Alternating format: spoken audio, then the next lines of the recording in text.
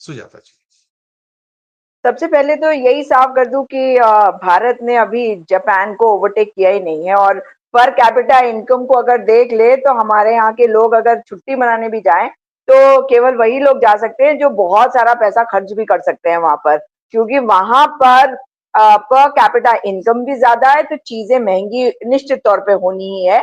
लेकिन प्रधानमंत्री जी को ये सारी चीजें आज इसलिए करनी पड़ रही है क्योंकि वो नॉन बायोलॉजिकल बनना चाहते थे। उनको जनता ने बायोलॉजिकल बनाकर, बिल्कुल जिसे कहते हैं जनता जनार्दन ने उनको उनकी जगह दिखा दी।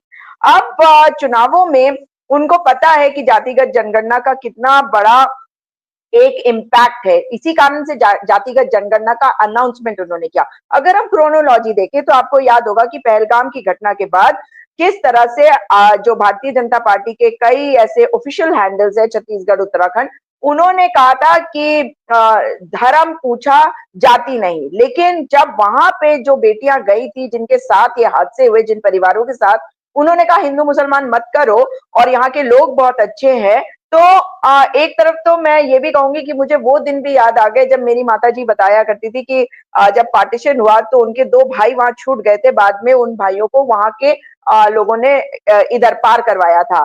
तो वो हमेशा कहती हैं कि हर पहलू, हर चीज के दो पहलू होते हैं। उसी तरह से यहाँ पर भी जिन लोगों ने वो महसूस किया कि वहां की आम जनता कैसी है, उन्होंने इस बात को बोला और इनका धर्म और जाति वाला जो खेल था वो खत्म हो गया। और जैसे ही ये खत्म हुआ वैसे ही इनकी, क्योंकि ये मूविंग टारगेट देखते हैं, उसी के हिसाब से स्ट्रैटेजी बदलते रहते हैं। इमीडिएटली इन्होंने कहा कि हम जातिगत जनगणना कराएंगे, जबकि उस वक्त अगर पहलगाम में जो आतंकवादी घटना हुई हम उसके बीच में थे तो जातिगत जनगणना का अनाउंसमेंट बाद में हो सकता था। लेकिन प्रधानमंत्री जी जिस तरह से बहुत ही इजी ले रहे थे, बहुत कैजुअल थे इस पूरे मामले में, देश भले ही आए मगर ना तो ऑल पार्टी मीट में वो गए जहां विपक्ष के सारे नेता गए, कांग्रेस के नेता गए, मल्लिकार्जुन खड़गे जी और राहुल गांधी जी, उन्होंने कहा कि हम सरकार के साथ है, सरकार जो कदम लेना चाहे हम उनके साथ है।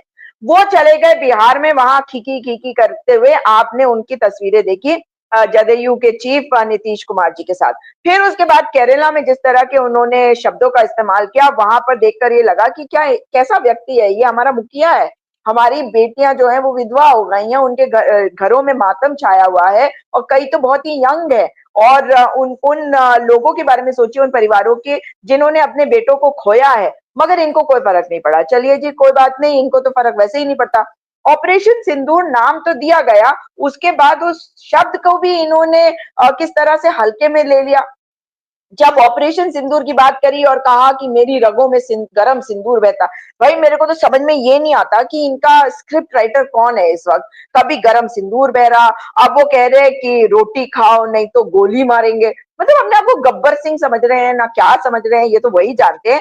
लेकिन ऐसी छिछोरी बातें करने वाला प्रधानमंत्री भारत को मिलेगा, मैंने अपने जीवन काल में सोचा नहीं था। लेकिन 2014 के बाद जिस तरह से स्तर गिरता चला जा रहा है, अब तो मुझे ये नहीं समझ में आ रहा है कि कल को मुझे क्या सुनना पड़ेगा इनके मुंह से।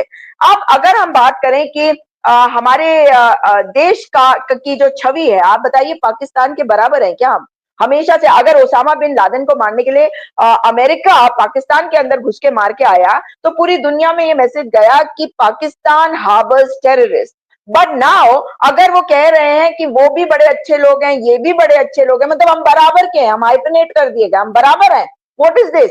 तो इसका मतलब ये हो गया कि भारतीय जनता पार्टी सरकार में नहीं आने वाली कहीं पे भी, और ये इसका अंदाजा प्रधानमंत्री जी को लग गया, इसलिए राजनीतिकरण होगा। अब अगर कर्नल सोफिया कुरैशी की बात करें तो उनको, उनके साथ किस तरह की अभद्रता पूरे सोशल मीडिया में हमने देखी, और किस तरह से एक व्यक्ति, इनके एक नेताजी जो है राज्यसभा के सांसद, उन्होंने जिस तरह के अपशब्दों का इस्तेमाल किया।